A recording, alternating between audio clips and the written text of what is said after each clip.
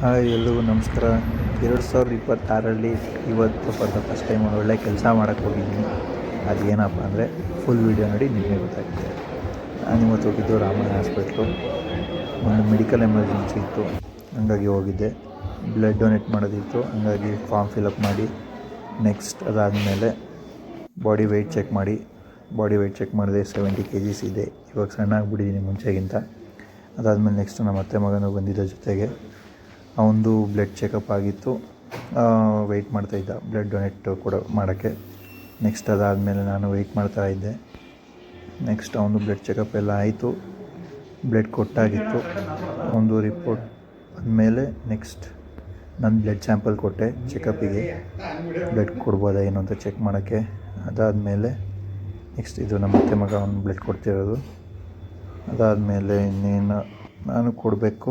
Blood report ಎಲ್ಲ ಬಂತು, okay ಕೊಡ್ಬೋದು ಅಂತ ಹೇಳಿದ್ರು. ಇದು ನಂದು 9th ಟೈಮ್, 9ನೇ ಸಲ ನಾನು ಬ್ಲಡ್ ಕೊಡ್ತಿರೋದು.